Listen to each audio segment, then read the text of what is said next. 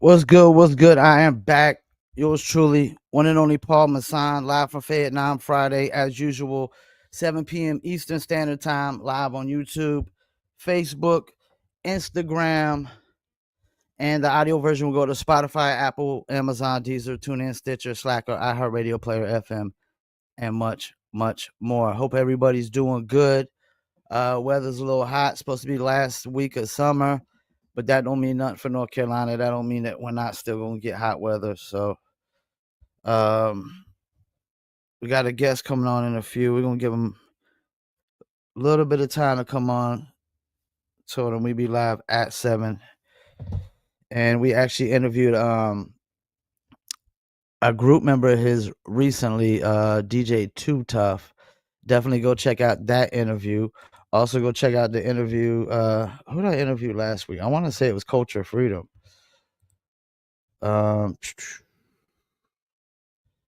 Yeah, Culture Freedom of Poor Righteous Teachers. Go check out that interview. And he has some new projects coming as well. And of course, we recently interviewed Lord Zen of the Visionaries, Bo Rock of the Dove Shack, and DJ Jam, who was the official tour DJ for Snoop Dogg and Dr. Dre. And we also interviewed Chiron, aka Solo, of Screwball. Go check that out as well. A big Screwball fan. Their album was dope. Beats were banging. Love the energy. See if he's ready.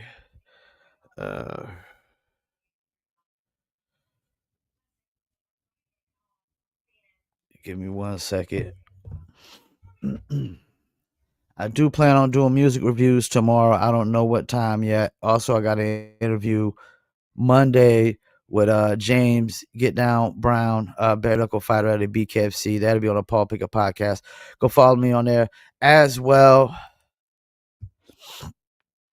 Mr. Myrtle Beach. Oh, look, the picture popping up. Oh, we got the new I guess we got the new look on the I seen they made some changes on the comments recently, so I guess that's how they looking now.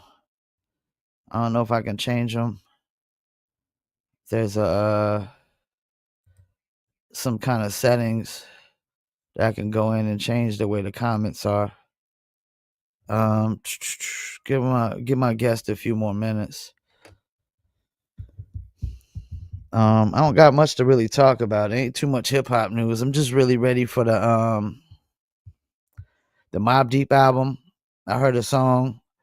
Prodigy verse was dope as hell, as usual. Beat was cool, but could have been a little better, in my opinion. You know, we talking about doing a new Mobb Deep album. You need to make sure every song is a banger, in my opinion. Mobb Deep is known for dropping bangers.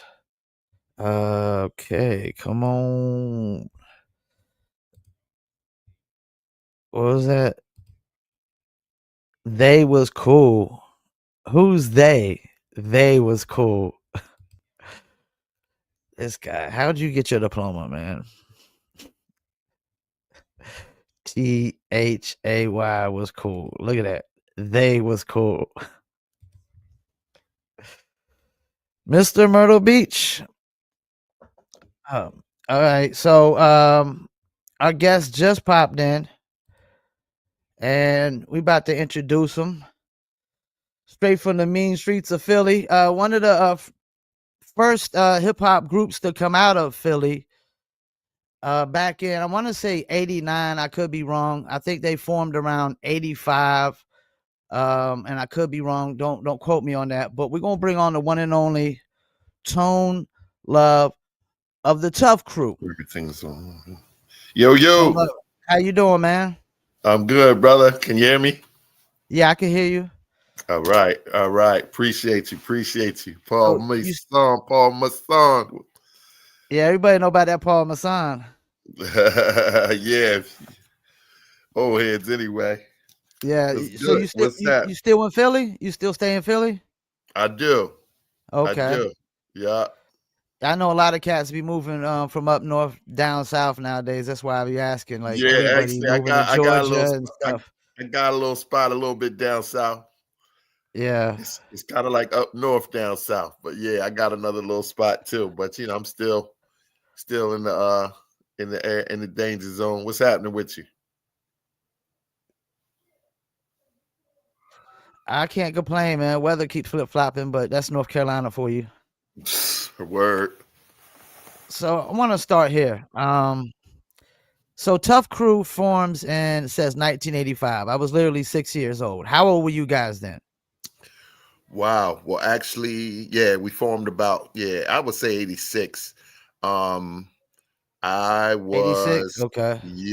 I was actually 20, and my boys was like I think they was around 18, 17, 18, because one of them was still in high school. LA kid, he was just finishing up high school. He went to high school with Will Smith, actually, and shout out to Will. Okay. Yeah, and the rest, we was in that 18 to 20 range, but I was the oldest. Okay. Yes, sir. So around that time, what was the local Philly hip hop scene like? Oh man, the hip hop scene was it was thriving at that time. Um it was a lot of street bands, street groups that was doing block parties. You know, we had sound guys with sound systems that was set up. And so all of the artists that was just getting into it that were inspired, most of us were inspired from what we was here coming out of New York, and started tapping in. And so we got an opportunity to hone our skills out in the park, out here too, actually. You know, they were set up in Fairmount Park. There's a spot called the Belmont Plateau. And we could Okay. go out there with equipment. We could go out there with our cars. A lot of people used to ride through and just, show off their cars and stuff. Almost just like what Will was saying in the Summertime song. That's how it was. And he wrapped it up in that song now that I think about it. But which is a Philly classic, Summertime. But he was speaking on how we would come out in the parks, and the sound guys were set up, the DJs were set up. And if you was nice, you would get a chance. Somebody would pass you a mic and you can get on. So hip hop scene was thriving, flourishing, I should say, at that time. Before we actually got a chance to get on the air, which was not too long after. Now, when would you say is the moment that y'all really started to gain exposure? I would say moment probably was early 87.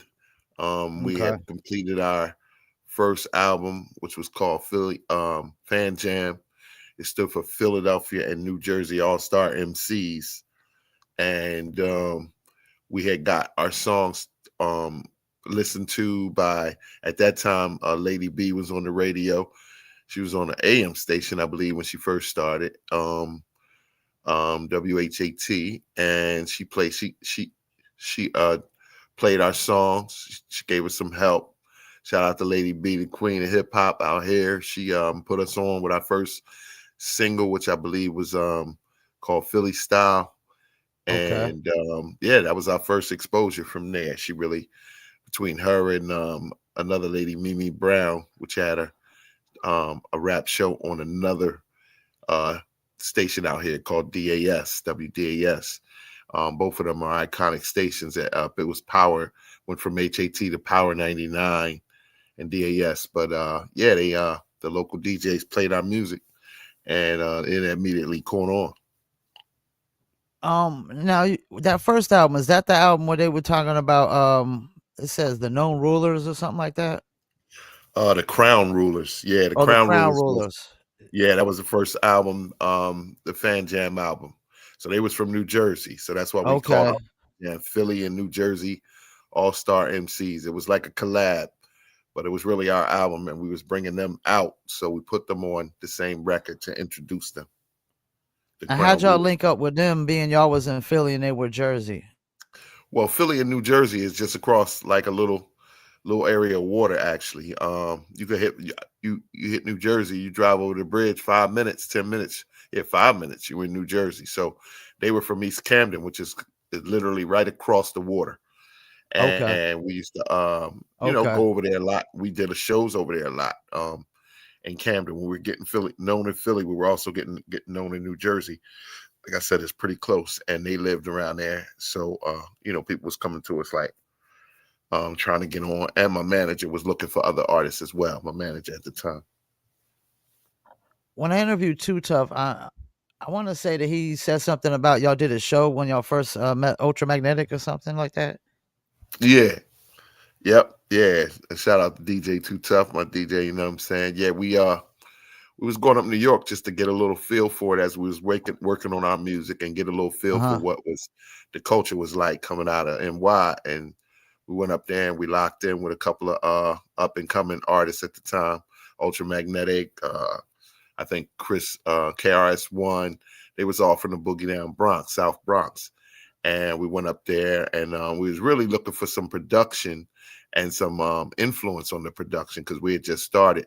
And they were the boy said G, shout out to said G from Ultra. He started putting us on with how to use the SP12 and how to make music, and then Okay. he actually started making some tracks for us too. Yeah, so we had some So, and they influence. ended up producing on the first y'all's, well, not the first album, but like the second album, if I'm not mistaken.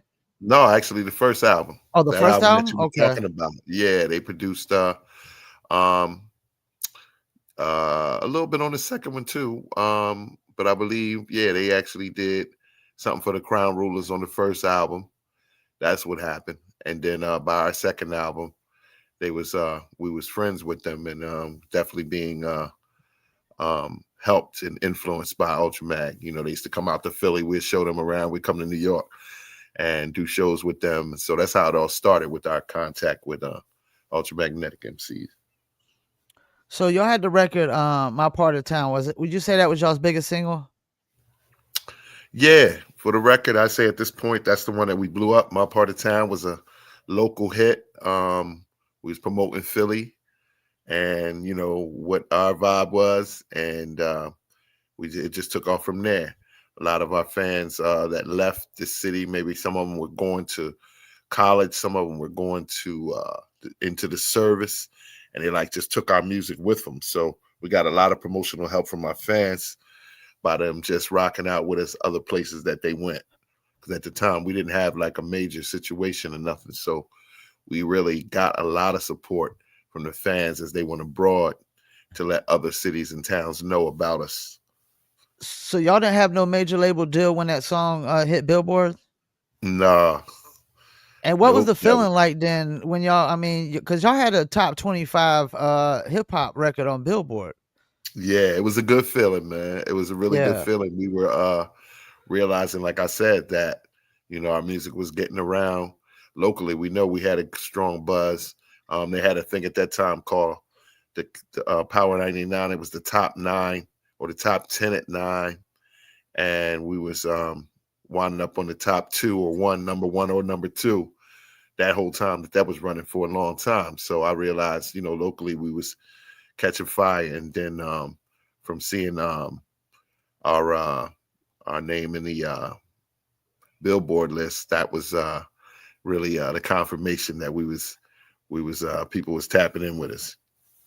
Now you said something about military friends. Do you think that had any impact on it? Because being from Fayetteville, Fort Bragg, one thing I know is we had a strip club back in the days that was really popular because of military people, because they go from city to city and state to state, and they always taking something with them, and they're spreading the word. I mean, did you think it had any impact?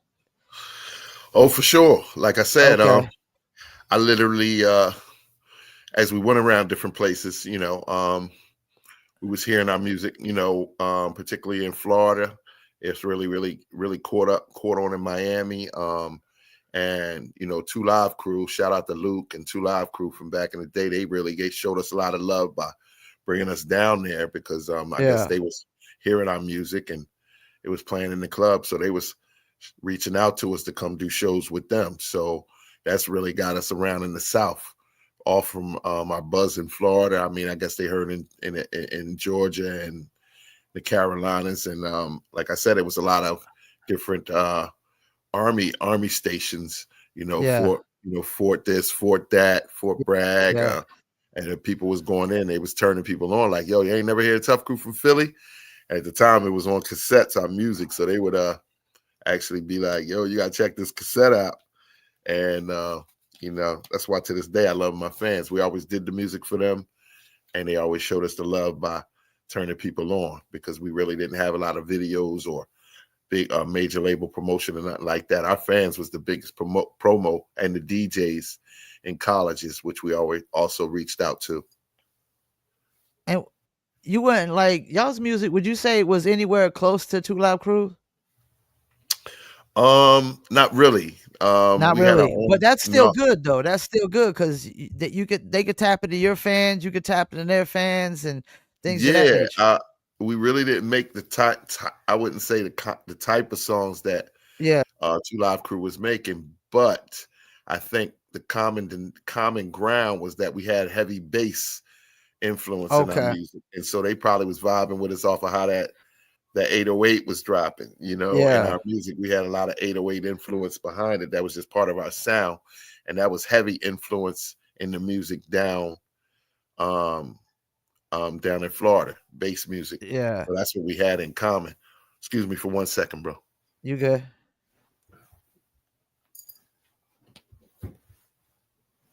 Yeah, I'm back. All right. So back to my part of town. Do you feel like at that time that was a perfect representation of how the streets of Philly were? Yeah, pretty much. We didn't in that song per se talk too much about it, but we was just repping my part of town and a little bit of Philly's vibe, but mainly we was just talking about ourselves and a little bit of what was happening as we got started. I remember the lyrics to that song was kind of talking about where we was coming from and what we was dealing with to get on, stuff like that. But it was Philly's flavor. I think it became a Philly anthem, which it is now. It's stamped as a classic Philly, classic hip hop song from that era, but particularly a Philly anthem, was because Philly, I think number one, was proud that they had a home team that was really getting on and getting out there, and two, it was our kind of I guess swag. You know what I mean? Our kind Yeah. of the way we talked, the way we swagged, and that was very local vibe. So I would say yeah. So when you're in these groups that are just more and more members are in, like, what's the creative process? Because I know everybody's trying to get the shine. Like, how do y'all decide who's on what song and who's not on what song? Mm, we didn't really struggle a lot with that. We was Okay. real generic with it. I would say when we was in the creative process, it was really two MCs, me and Ice Dog, Overlord Ice Okay. Dog. Shout out to the dog. We was the lyrical ones, and LA Kid was the producer. Too Tough was the DJ. Monty G was the beatbox, and so Okay. everybody knew their role. But when it came to writing, me and Ice wrote pretty much for LA Kid. He was also um, had some lyrical skills, so we wrote for him, but he was mostly concentrating on the beats. He was the beat creator, and we didn't really struggle with too much of who gonna say what. We just wrote it. Sometimes Ice was writing, sometimes I was writing. We wrote it. We just shared the lyrics, shared the space. It wasn't really a struggle. It was only So two of us. you said something that's always interesting to me because you said you wrote for what you said his name was again? Ice Dog. Who's the No, guy you wrote said you for wrote LA. for? Oh, for LA. Yeah, for LA Kid. Ice Dog. No, LA Oh, Kid was LA actually. Kid. So Yeah. why why is it you think hip hop is the only genre that like kind of frowns on those kind of things, like people writing songs for other people? Uh, I say it might I have mean, it's part of been. the business. Well, yeah, it is, but I think it might have been frowned on a little because it was all about expressing yourself or, really Okay. being being true to the lyrics. If you writing about you, and people wanted to connect with the artist, the MC, Yeah. the DJ, they wanted to connect personally. So they wanted to hear what you had to say mostly about your thing. But us as a group, whether one of us wrote for another one or not like that, it was still collectively representing us. And I think actually when in the occasions where we did might have wrote something for each other, which mostly, you know, like I said, it was just me or Ice, but we might have shared a lyric or two here or there, but it would be something that we was like, yo, you should say that because that's like your personality, or you know, it didn't happen often. Most often we wrote our own bars, but the few occasions where we shared, it was somebody writing and they felt like they were writing for, because we were like Yeah. brothers. I was writing for my brother, and I know how he is, so he's writing something for me. Ice wrote something for me, knowing how I was. So he said, "You do that part. That's you right there." And when we did write, like I said, for each other in the few occasions, it was something in there that brought out that person's personality. So y'all toured with Two Live Crew, which I can only imagine how wild that was. But y'all Hmm. have also opened for like Public Enemy, Run DMC, and a lot of other people. Is there like one group that stood out to you that y'all like opened up for or toured with? Yeah, I really did like doing shows with Two Live Crew. I really like doing Okay. shows with Public Enemy. It was hyped to be around those dudes at the time. Both of them was really making a name for themselves, and for us just starting, it was very cool to get with other groups that we actually listened to their music, and then wind up doing shows with. I always got a kick out of that. But Public Enemy, that was one of the ones that I really enjoyed performing with, as well as the local artists. We had some artists out of Philly. It was fun doing shows with Will at that time. It was Jazzy Jeff and the Fresh Prince, and we would be, and they was just getting on too. He was like one of the hottest solo artists out of Philly, so we was one of the hottest groups out of Philly, and we a lot, be on shows together, and I always enjoyed, their presence as well. So I was seeing on the fourth album, Still Dangerous, you and Too Tough were absent on that. What was going on there? Were y'all doing solo projects? No, yeah, well, actually, it wound up being that, but we had went through a little situation, which a lot of groups went through back in the day, Yeah, and yeah. me and Too Tough had embarked on our a solo career after having some issues with the management and how things was going.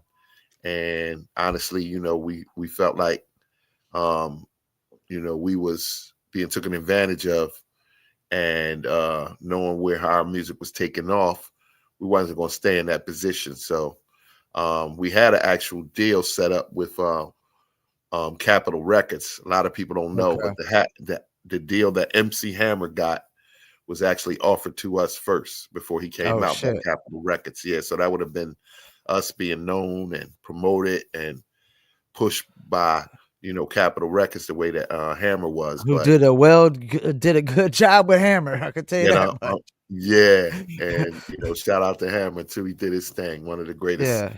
performers in the world that I've seen, and I realized that that deal, the way it came off the table was really just a lack of managerial expertise, and so I was looking from there to see how I can So get that was the different. Tough Crew deal?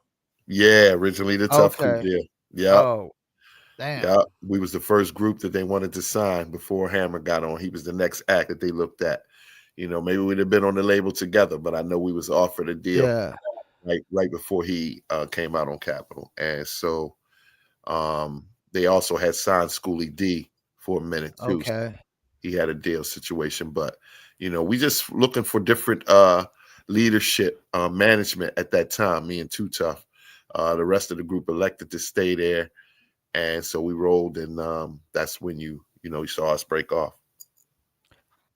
So I know you were talking about y'all were doing a lot of 808 stuff, which is like really everything in the mainstream nowadays is damn near 808. Hmm.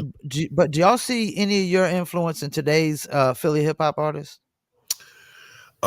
Today's, I would say, um, although I don't see it as much because I think nobody really ever got our style the way our style is. However, Mhm. I was told by a lot of Philly artists that we influenced their their career, them wanting to rap or looking up to us. And my DJ who wound up being too tough, a pioneer of DJing. A lot of DJs I heard say that they started practicing too tough scratches, like they was Okay. using they was using his scratches that he put down on the record as like a litmus test to see how well they was coming along as a DJ. So it's like if you could cut any of Too Tough scratches, you was getting there.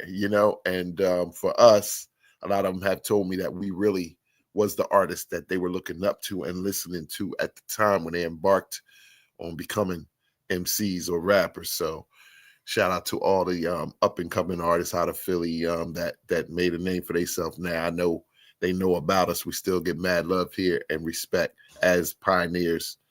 And a lot of them told me they started because they were listening to us when they started rapping, including even Black Thought. He saw me in the club and told me, shout out to Tyreek, my bro and peer. He said, yeah, you just want to tell you, y'all inspired me to rap. When we first started, y'all, we was rocking to y'all and, making sure we was comparing ourselves to y'all, which he actually wound up using a record, one of our songs on one of his albums. What's your opinion on the Philly artists today? My opinion on the Philly artists, honestly, because I'm a storyteller kind of rapper, uh, I consider myself an MC. I Mhm. consider some of the rappers, and I know who's the MCs. I look up to a lot of them, a few of them, I would say. I can't say a lot because some I wish, I put it like this. I can appreciate all the talent. There's a lot of talent with the Philly artists today, but I don't appreciate the messages because I know how powerful that the words influence people and the messages that are negative breed negative activity. Yeah. And people listening to that music, they become what they behold. So whatever you be listening to through your ear gate or you watching through your eye gate can have an influence on your whole output and what you say and how you feel and what you do. And I've seen that happen in Philly with a lot of the rap that's, drill or trap or whatever you want to call it Yeah. is influencing our community negatively. So as much as I appreciate the talent that they have, I don't appreciate all of the words. I don't think that all the words, should be heard, that they're benefiting the listener. Yeah, there's a saying, what the eyes see, the ears hear, the mind believes. Facts. So You I've know. seen that happen in our community, how the music influences the people's personality. And it's really our responsibility to put music out there that's beneficial to the listeners. So that's what I'm doing. I got some solo music now that I'm really focusing mostly on that. Tuff Crew, we did do an album not too long ago. I think the beginning of 2024, end of 23, which we have available right now. It's called Back by Dope Demand. And I mean, that's hip hop. It's just raw hip hop, but I'm focusing on some songs I'm bringing out now to try to, put that fire out and speak to my people about some things. Cause hip hop was also designed to be our communication link. No matter what coast she was on, this is the way that we tapped in with each other and spoke to each other and addressed issues amongst our community, and I think that I could still do that. Hopefully, I could still do that. And on top of the negative content, an issue I have with the trap and the drill sound is you can't tell what region anybody's from anymore. No, because it's It's not all the same. right. The actual music Yeah. um, sound is very similar, and the messages are very similar. Yeah, very similar. So you don't know where anybody's coming from nowadays. No, West it's hard Coast, to the West Coast is the only one I think still kind of putting out some sounds that you could say, "Oh, this is West Coast." But fact. everybody else, it's like everybody else is all the same, man. Yeah, that's an interesting phenomenon, but it is true. You could tell where we was all from before when the songs had different, more lyrical substance, I would say. And that would let you know as you listen to the rapper where they was from. But I could clearly see what you're saying. That's an unfun fact right there. Yeah. And yeah, that's the thing. Some facts they're not fun, man. But I mean, the facts are the facts, yo.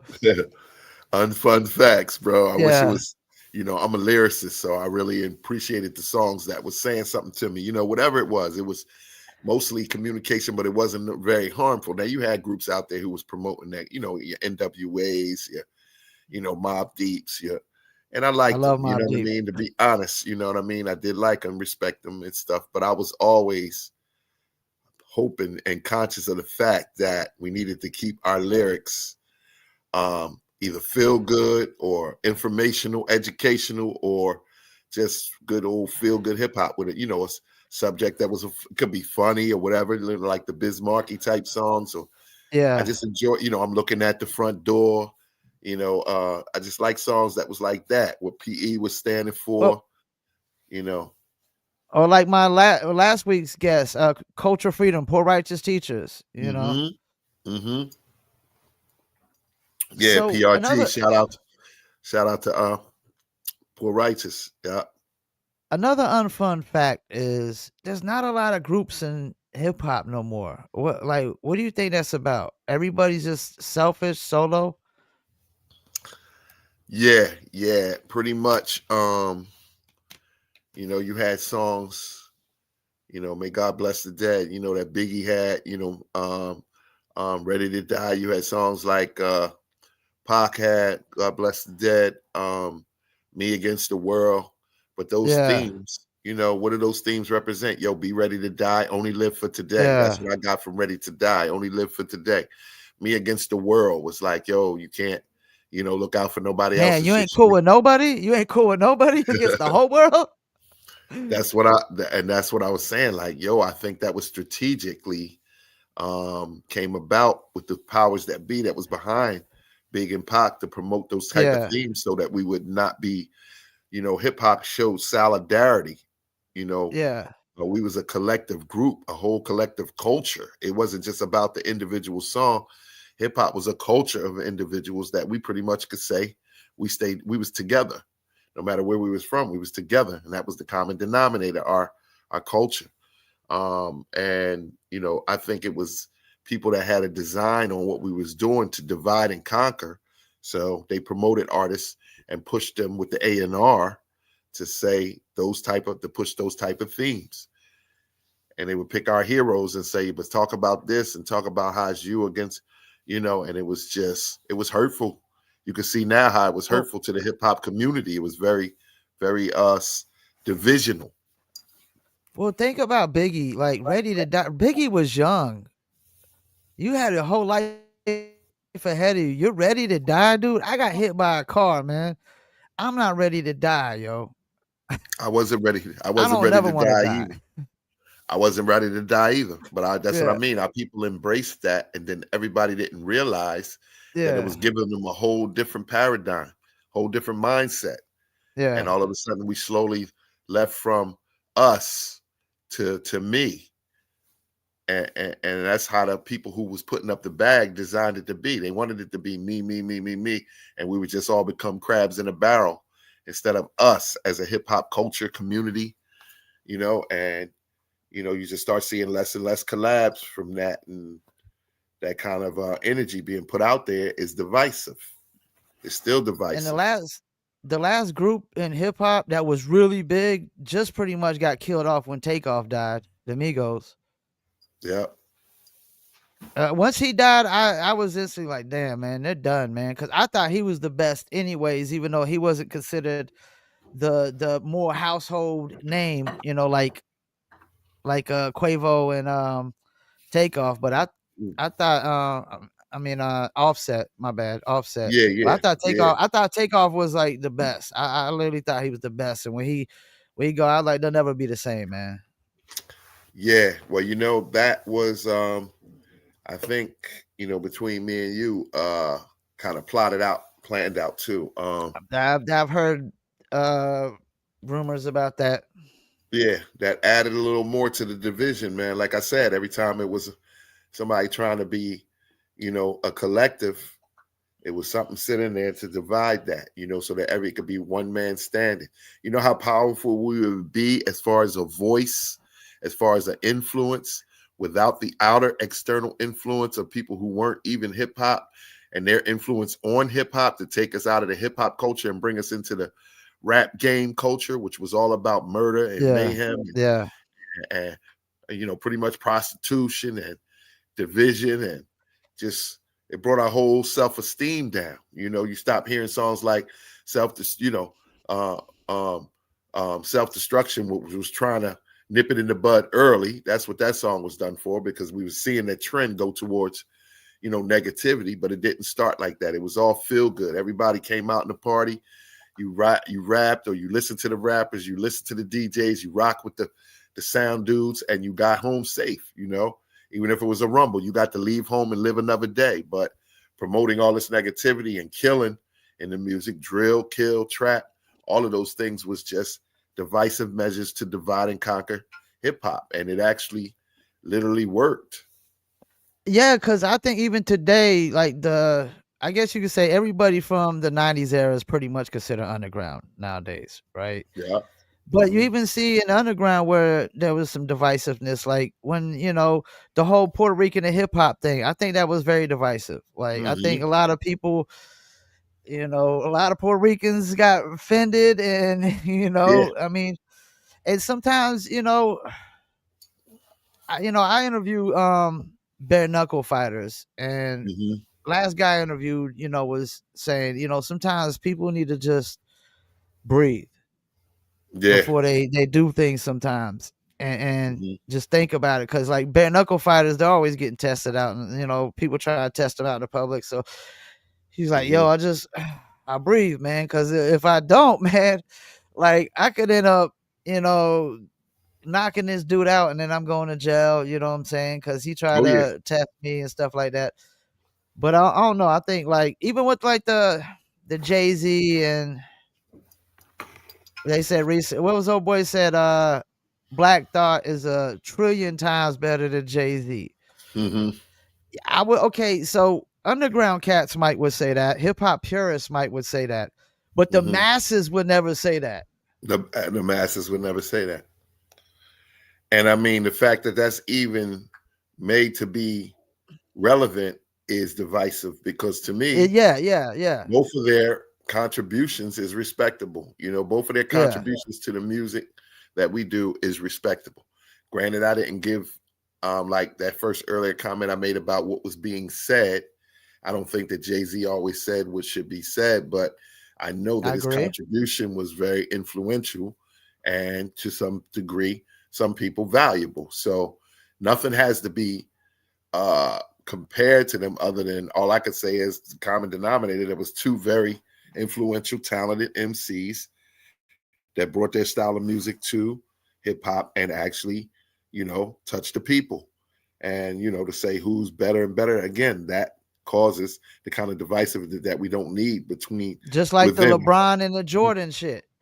Right, You got right, people going at each other, the people right. calling LeBron's fans the LeBron sexuals, and it gets deep, man. It's like, everybody wants to die on their hill of who they defending. Exactly. And amongst the artists, I bet you they all was playing each other. Those two artists you just talked about, I'm sure they was listening to Yeah, each other's music. So it's it's really more important for hip hop for us to recognize and value what was brought to the table by the artists that the people loved, and how we developed something ourselves. It was our thing, which we gave it away and allowed it to be polluted and raped and taken advantage of. But the culture of hip hop being sabotaged and then taking that away from us, which was our way of communicating healthily with each other, and then giving us the rap game, which was really shoved down our throat. Like you said, real hip hop is underground. Why? Because they wasn't given the same equal exposure on the stations to the people who had something to say that was As the relative. mainstream right now, yeah. Right. And so they're pushing those certain artists because they're pushing their agenda. And the agenda behind those artists is to divide and conquer the hip hop community as well as our people as a whole, to pit us against each other after so much blood was shed for us to come together. And I'm not even saying anybody outside, if you outside of being of my actual ethnicity but you had no uh, feelings towards us, hurtful feelings towards us as a people, then that's why you've seen so many white people embrace and people of other denominations Yeah. embrace hip hop because it was a collective that they could even get down with, and they wasn't with what happened, 400 something years ago to even establish, division and segregation. So that's why you saw um, the suburbs embrace hip hop. Yeah. The kids of the next generation behind, the generation from 60 years ago embraced our thing because they was like, yo, they real. What they saying is real. What they doing is real. We like it. We want to be a part of it. And hip hop is never going to be that way if we'd have kept maintained control of it. But those powers that But be that took control of it changed the whole narrative. something feels different to me now, though, because you named a group earlier. Like, my favorite album of all time is Mobb Deep Infamous. And Uh-huh. I think about, the times when I came up, when you had your conscious rappers, your backpack rappers, your gangster rappers, your commercial mainstream rappers, your sexual rappers. You had it all, right? But Right. we listened to a lot of gangster rappers because we was giving everything a shot. Midwest, West Coast, up north, down south, 8 Ball and MJG, Ghetto Boys, whoever. But it didn't seem like people were going out and trying to mimic these gangster rappers back then. And now it seems like, oh man, everybody's mimicking this. Like you said, I don't think this stuff is hip hop nowadays because it has zero elements. They're not even MCs. It doesn't have none of the hip hop pillars of hip hop. They're surprised to hear scratching, which Tough Crew we still do scratching on our songs. You don't never They, hear that in the mainstream no more. No nope, scratching, nope, or beatboxing. no beatboxing, no And breakdancing, no right, graffiti. The right, fashion is feminine as hell. The fashion, these dudes out here wearing mini skirts now, yo. bro. Well, they wanted to, the effeminate. That's a whole nother. Yeah. Might take me another Emasculated. interview Yeah, with they you. emasculated it. Yeah. Emasculated it, and that would be, probably take me a whole nother to dig. We could dig into that, but it would be another interview, bro. But I will say that the culture of hip hop was stolen, raped, perverted, and And misused. changed and said repackaged and like, here you go. Here's hip Well, hop. well, it's the And yeah, we and it's not. It's the rap game, and the rap game has some elements to it too. But most of the elements yeah. are destructive, Yeah. and hip hop got put aside and buried. It's like they put hip hop in a trunk and close the lid and try to keep it down. But it's still hip hop is still there. The culture is Eh, there. Some people that appreciate that who grew up on that and they want to do that, and it's just not being kept out of the limelight. But this is the craziest thing to me. The Hmm. biggest artist on the planet as far as hip hop goes right now is Kendrick, wouldn't you say? Yeah. But they don't want to sign any kind of artists, any more artists they have Kendrick's content, it seems like. No. The And or J. Cole from my city, my hometown city. I Yeah. think I would put him more on the positive side of hip hop. This guy rides a bike in the city. Yeah. Yeah. No. There's people who kept made sure as they was getting that shine that they kept 10 toes down.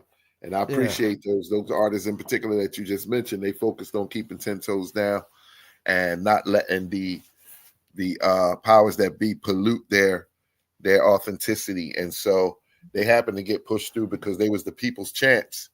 And so they got pushed through and got Yeah. some shine out there like that. But they don't want to really let too many people who are, on the mic that's woke get to speak their piece. They really don't want too much of that.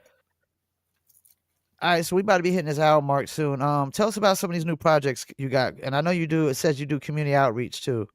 Yeah, for sure. I mean that using my platform to try to help with the nonviolence. I started a program called Tough Love Movement, and since I'm Tone Love from the Tuff crew, Tough crew, that makes sense. Tough love, and yeah. I'm from the And city of these people brotherly need some tough love nowadays, I think, man. love. And what that movement is all about, where I'm trying to use music as a vehicle and a platform, but we speak in consciousness to the young people, presenting some different scenarios that they deal with through some acting skits in between the music, and trying to tap in on conflict resolution and relational, positive relational behavior, and those kind of things that we could build our community back up on. So I bring it through the music and through a little acting skits and through some speakers, and collectively it's like almost like a concert, but it's designed to, to wake up the masses and get us back to community rather than division and more and killing each other and stuff like that. So that's one music project, and then I'm working on my own songs right now that I never really brought out. Okay. I have a nice little catalog of joints that I wanted to just put out to my people before I'm finished doing this. So while Tuff Crew did the project recently, and then we're about to be promoting that a little heavier, also promoting my own solo stuff. Particularly, I got a song I did for the Eagles. I don't know if you're an Eagles Okay. fan. I know you're from North Carolina, but Nah, yeah. you're The now Eagles are rocking with the killing it best, right now. baby. Y'all killing it right now. You're now rocking with the Yeah. best. That's the Eagles. New Y'all song I killing did. it right now, man. Y'all could Yeah, literally be in the Super Bowl again this year. yeah. So this gonna be the anthem. It's called Bird Gang. It's by Okay. me, it's myself solo. I had originally did a song for the Eagles way back in the day called Bring It Home for Jerome. That was for Jerome Brown, who died. But this is the new Okay. song, and I'm going to be promoting that, as well as the new Tuff Crew album that's out. So what I'm putting on the screen right here is USB Okay, that's copies of dope. my music. Yeah, this is USB copies. I sell Oh, that's these. like the USB cards? Yeah, and I Yeah, put my okay. music on there, and my fans still willing to rock that. That's the Tuff Crew album. It's also on wax. You know what I'm saying? For y'all wax people who appreciate, hip hop on vinyl. That's That's for a our dope vinyl cover collectors. too. Yeah, We that's try the to new. preach I promote music for a living. I be trying to tell these guys, you gotta get back to this traditional stuff. Y'all let major labels dictate how you sell your music, where you sell your music, and for how much you get paid, and you're not even Yeah, signed to a major label. yeah, I'm not doing that. So I do got distribution. I got my own label, Real Rap Records. I got distribution through Bungalow Music and Film Okay. and Universal. So, Okay.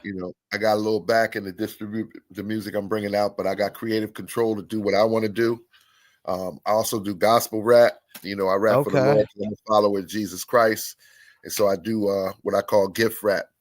And that's also I saw positive that. Yeah. The gift for the wrap thing. I listeners. saw that. Yeah, yeah. So that's like what's going on with me, bro, right now, as well as, Tough Crew still out here performing and, doing their thing too as well.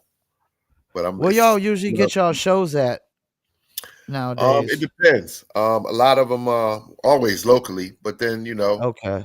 we can go overseas. We're big overseas. Overseas is always good. Yeah. Yeah, we big in Europe, Okay. so that's an opportunity. Going to do a tour over there at some point soon, probably next year. Thank God for Europe, man. Still loving real hip hop, right? Fact. That's the heart of real hip hop over there. Yeah, yeah. They never Like stop hip hopping. Europe Europe and the West Coast. That was it. Hmm. Everybody else in America decided, now we not hip hopping no more on the mainstream aspect. Yep, yep. It was so fun. We went over there, and they was having breakdance battles, young breakers versus old breakers, and all in the same show. It was just love. That's what's up. Well, I Hmm. appreciate you taking the time out. You're more than welcome to come back on. I'm gonna make sure I send you my email. If you want to send any music for music reviews, I do live music reviews as well. Word, yeah. Send that over Yep. to me. Plus, a shout out to all the Tough Crew fans out there. If y'all want to tap in with me, my label, Real Rap Records. I got the website is under construction. www.realraprecords with a Z.com. I'm also at Tuff Tone 215 on IG. Also at Tone Love on FB, and Tone Love 940 on TikTok. So y'all can tap in with me. But I got my own music right now coming out. I call it TL Soul Teacher Season. And Tuff Crew still together, moving strong. But I got some stuff I want to get off my chest. Y'all check out for me, and all y'all Eagles fans that's abroad, tap in with me for this hard copy. Get your memorabilia copy of the Bird Gang song, also including Bring It Home for Jerome. All right, well, appreciate you. You a friend of the show. Like I said, you want to come back on, please do. When I get off here, I'll text you the email. Anytime you want to send me music, please do. And definitely shouts out to DJ Too Tough for linking us up, man. I appreciate you, Paul Masson. And y'all keep tapping in with Live from Fayettenam. It's one of the realest podcasts out there, you know what I'm saying? Y'all check out, you'll see artists, real artists like me, tapping in with my brother. He dealing with the real, for sure. So check him out. Peace and love, Paul Masson. Salute. All right, enjoy your night, man. Yes, you too, bro. All right, peace. All right, peace. Well, there you have it. Tone Love, Tuff Crew, one of the first groups out of Philly in the hip hop. They started around 85, 86. I think the first major single was around 89. And charting 25 on the hip hop charts when you didn't have a major situation, even back then, was probably really, really good accomplishment. Philly's always been big in hip hop. They're up there with Jersey as far as I'm concerned. New York, Philly, Jersey. Jersey might have Philly a little bit beat because of just the amount of MCs out there, but New York, Philly, and Jersey were really the top three for a long time until the West Coast started getting popping. See who tuned in earlier. Mr. Myrtle Beach, Robert Emos, appreciate you. Ace, appreciate you. Rick's Lounge, our bottoms up. Rick's Lounge, that's what I was talking about. Rick's Lounge was known like all over the United States because of the military. Every time they would go to some other military base, they would always tell cats, if you go to Fayetteville, go to Rick's Lounge. So I don't know what time I'm going to do music reviews. Probably around 4 or 5 p.m. Eastern time. I'm going to do music reviews. Make sure y'all submit to livefromfayettenam@gmail.com.